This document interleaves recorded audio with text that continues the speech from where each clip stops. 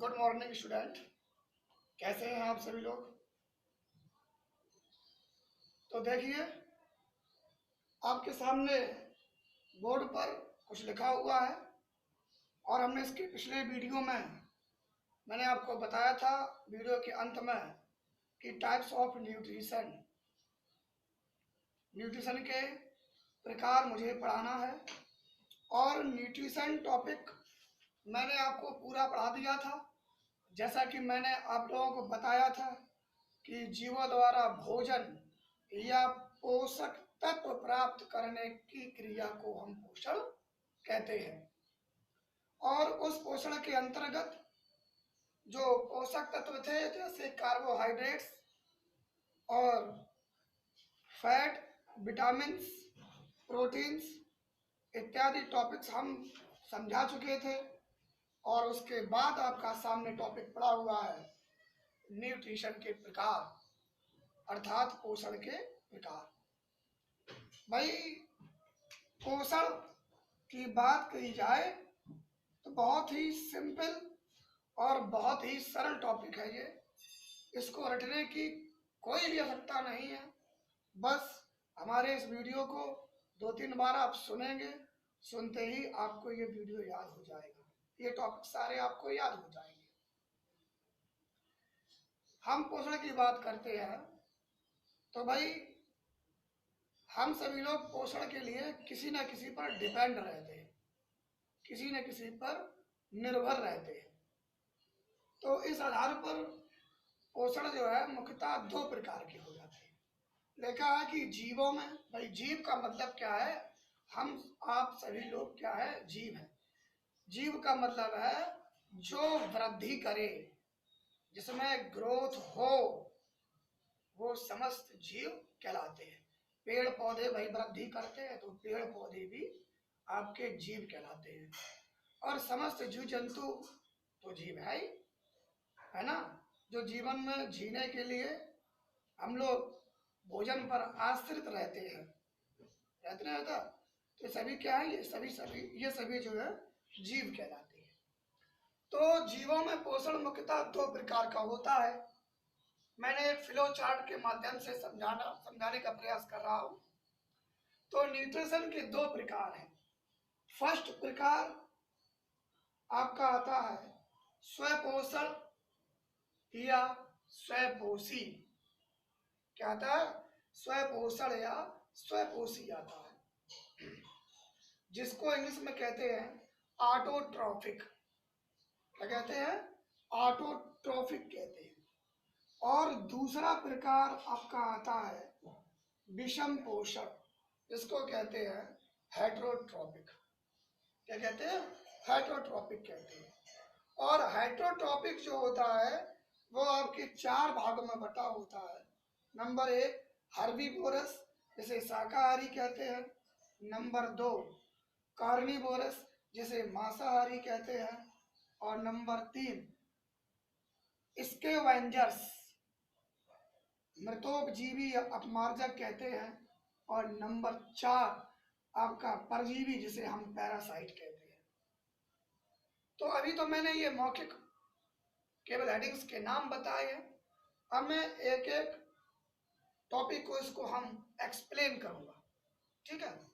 बहुत सिंपल है, कठिन बिल्कुल नहीं है, घबराने वाली बात बिल्कुल भी नहीं है। भाई स्वपोषी या स्वपोषण या स्वपोषी पोषण, भाई वे जीव या ऐसे जीव जो अपना भोजन स्वयं बनाते हैं, स्वपोषी पोषण या स्वपोषी कहलाते हैं। जैसे जैसे कि अगर हम बात करें तो कुछ जीवाणु, कुछ बैक्टीरिया होते हैं, वो अपना भोजन स्वयं बना लेते हैं।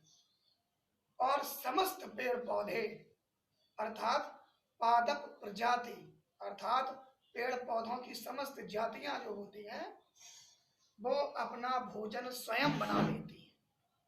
वो क्या करते हैं? वो अपना भोजन स्वयं बना लेती हैं। स्वपोषी जीव जो होते हैं वो अकार्बनिक यौगिकों जैसे कार्बन डाइऑक्साइड और जल से अपना भोजन स्वयं बना लेते हैं। भाई अच्छा ये बताइए कि ऐसा कौन सा व्यक्ति है जो पेड़ पौधों को भोजन परोसता हो जाकर, लो भाई आप आज मटर पनीर खा लीजिए, आज आप आलू टमाटर की सब्जी खा लीजिए, अब आप बिरयानी खा लीजिए। कभी ऐसा होता है? कभी आपने ऐसा सुना है क्या? नहीं। समस्त पेड़ पौधे और कुछ बैक्टीरिया जो होते हैं वो अपना भोजन स्वयं बनाते हैं। कुछ बैक्टीरिया की बात करें, जैसे sulphur bacteria, iron bacteria, hydrogen bacteria आदि इस प्रकार के बैक्टीरिया होते हैं जो अपना भोजन स्वयं बनाते हैं। कुछ ही बैक्टीरिया होते हैं, लेकिन समस्त पेड़ पौधे, समस्त पादप प्रजातियां जो होती हैं वो अपना भोजन स्वयं बना लेती हैं। क्या हम लोग अपना भोजन स्वयं बनाते हैं? नहीं, हम लोग दूसरों पर आश्रित हैं, अर्थात हम लोग पेड़ पौधों और फसल पर आश्रित हैं। लेकिन पेड़ पौधे किस पर आश्रित है? क्या कोई पेड़ दाल खाता है? क्या कोई पेड़ चावल खाता है? क्या कोई पेड़ मटर पनीर सब्जी खाता है? या कोई पेड़ दूध पीता? नहीं। सिर्फ समस्त पादप जातियां वायुमंडल से कार्बन डाइऑक्साइड और जल को ग्रहण करके अपना भोजन स्वयं बना लेते हैं, अपना भोजन स्वयं बना लेते हैं। तो ये जीव जंतु अर्थात ऐसे जीव अर्थात ये समस्त पेड़ पौधे आपके स्वपोषी पोषण के अंतर्गत आते हैं। किसके अंतर्गत आते हैं? स्वपोषी पोषण के अंतर्गत आते हैं। ऐसे जीव जो अपना भोजन स्वयं बना लेते हैं वह स्वपोषी पोषण कहलाते हैं। जैसे कुछ बैक्टीरिया और समस्त पादप प्रजातियां या हरे पेड़ पौधे भी कह सकते हैं। अब बात आती है विषम पोषण, हेटरोट्रॉपिक न्यूट्रिशन। विषम पोषण क्या होता है? ऐसे जीव जो दूसरों पर आश्रित रहते हैं, ऐसे जीव जंतु या हम केवल जीव कह सकते हैं, ऐसे जीव जो दूसरों पर आश्रित रहते हैं वो आपके विषम पोषी पोषण कहलाते हैं। जैसे सभी जंतु, हम सभी जंतु, चाहे मनुष्य हो, चाहे वो पशु पक्षी हो, चाहे वो जानवर हो, ये समस्त जीव जंतु और फफूंद, फफूंद का मतलब होता है फफूंदी। आपने देखा होगा कि जब भोजन सड़ जाता है तो सड़े हुए भोजन पर ही फफूंदी जम जाती है, अर्थात फफूंदी, जिसको हम इंग्लिश में फंजाई कहते हैं, FUNGI, फंजाई कहते हैं। समस्त जीव जंतु और फंजाई जो होते हैं वो विषम पोषी पोषण के अंतर्गत आते हैं। अर्थात हमारे कहने का मतलब क्या है? वे जीव जंतु जो दूसरों पर आश्रित रहते हैं विषम पोषी पोषण कहलाते हैं, जैसे फफूंद और समस्त जीव जंतु। ठीक है। अब विषम पोषी पोषण जो होते हैं वो आपके 4 प्रकार के होते हैं, 4 टाइप्स। नंबर फर्स्ट आता है शाकाहारी। भाई शाकाहारी की बात करें तो शाकाहारी का मतलब समझ गए होंगे, करने वाली कोई बात नहीं। भाई वे जंतु या वे जीव जंतु जो पेड़ पौधों से प्राप्त फलों और सब्जियों का सेवन करते हैं, अर्थात फूल पत्तियों का और फलों का सेवन करते हैं, वो जीव शाकाहारी जीव कहलाते हैं। क्या कहलाते हैं? शाकाहारी जीव कहलाते हैं। और मांसाहारी अर्थात कार्निवोरस क्या होते हैं? वे जंतु जो अपने से छोटे जीव जंतुओं को खा लेते हैं। भाई ये तो प्रकृति का नियम है, जीव जीव का आहार आता है। हर बड़ा जीव अपने से छोटे जीव को खा लेता है और उस बड़े जीव को उससे बड़ा जीव खा लेता है और उससे बड़े जीव को उससे और बड़ा जीव खा लेता है। ये तो प्रकृति का नियम है ना। तो मांसाहारी क्या होता है? वे जंतु जो अपने से छोटे प्राणियों को शिकार करके खा लेते हैं वो मांसाहारी जंतु कहलाते हैं। भाई अपमार्जक या मृतोपजीवी क्या होते हैं? अपमार्जक और मृतोपजीवी क्या होते हैं? भाई जंतु,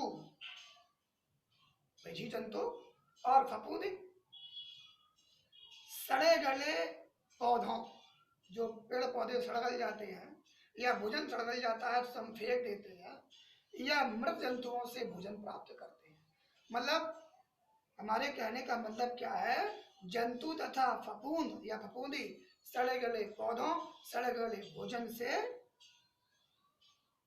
या सड़े गले जंतुओं से भोजन को ग्रहण करते हैं। तो ऐसे जीव जंतु आपके मृतोपजीवी या अपमार्जक जीव जंतु कहलाते हैं। पैरासाइट, परजीवी क्या होते हैं? बहुत सिंपल है। आपने देखा होगा कि जानवरों के ऊपर कुछ पक्षी बैठ जाते हैं तो उनकी कान से कुछ नोच के खाते रहते हैं, या उनकी सींग से, या पूंछ के आसपास से, या उनकी पीठ से क्या खाते हैं? अरे भाई, वे जीव जंतु जो अपने हाथों से या इनका मुख उन स्थानों पर नहीं पहुंच पाता है जहां पर उनको कीड़े लगे होते हैं, जैसे खटमल है, किल्ली है, जुआ है, इस प्रकार के कीड़े उनको लगे होते हैं या चिपटे होते हैं या उनमें उपस्थित होते हैं उनके शरीर पर, तो वो उनको आसानी से नहीं हटा सकते हैं। या तो उन पशुओं का मालिक उन्हें हटाए या वो स्वयं हटाए। तो ऐसी स्थिति में उनको अपने आप को जीवित रखने के लिए प्रकृति ने पक्षी बनाए हैं, जैसे गौरैया, चिड़िया, कौआ और भी अन्य पक्षी हैं जो गाय, भैंस, बकरी इन पर बैठकर इनके ऊपर, इन जानवरों के ऊपर जो कीट पतंगे या कीड़े मकोड़े या खटमल इस प्रकार के इंसेक्टिवोरस, इस प्रकार के कीट पतंगे जो उनको लगे रहते हैं, ये पक्षी उनको नोच कर खा लेते हैं। ठीक है, तो ऐसे जंतुओं को हम पैरासाइट जंतु कहते हैं। अर्थात जंतु, फफूंद व कुछ जीवाणु दूसरे जीवित जीवों के शरीर में रहकर अपना भोजन प्राप्त करते हैं, अपना भोजन प्राप्त करते हैं, जिससे पोषक तत्वों की हानि होती है। ऐसे जीव परजीवी कहलाते हैं। ऐसे जीव क्या कहलाते हैं? परजीवी कहलाते हैं। तो आज मैंने इन टॉपिक्स को समझा दिया है। स्वयपोषी, परपोषी। स्वयपोषी में समस्त पेड़ पौधे आते हैं। तो पेड़ पौधे अपना भोजन स्वयं बनाते हैं, ये मैंने बताया। भोजन तो स्वयं बनाते हैं, तो भोजन को वो किस रूप में अपने अंदर रखते हैं? बात यहाँ पे एक पॉइंट वाली बात यह आती है कि स्वयपोषी पोषण के अंतर्गत क्या आते हैं? पेड़ पौधे आते हैं। तो ये पेड़ पौधे अपना भोजन स्वयं बनाते तो हैं, परंतु इस भोजन को अपने अंदर किस रूप में एब्जॉर्ब करते हैं, किस रूप में अवशोषित करते हैं, और अवशोषित करते हैं तो कहाँ रखते हैं? क्वेश्चन आता है। तो स्वयपोषी पोषण जो होते हैं में हरे पौधे अर्थात समस्त पादप प्रजातियां आती हैं जो कार्बन डाइऑक्साइड CO2 और जल H2O, इनके मॉलिक्यूल्स कितने होंगे? 6 CO2 और 6 H2O को जब ग्रहण कर लेते हैं तो C6H12O6, तो ये क्या बन जाता है? ग्लूकोज बन जाता है। अतः हम और क्या कहता है? 6O2 oxygen gas. तभी हमने क्या बताया? पेड़ पौधे कार्बन डाइऑक्साइड को लेते हैं और ऑक्सीजन को बाहर निकालते हैं।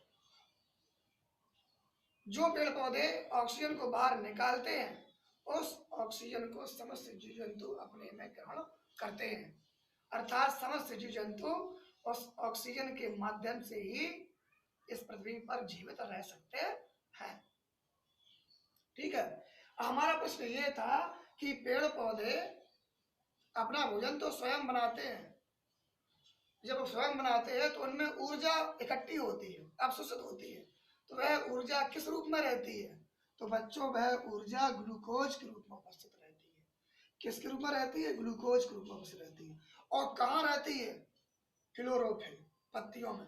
अर्थात हमारे कहने का मतलब है कि क्लोरोफिल द्वारा प्रकाश ऊर्जा का अवशोषण करते हैं।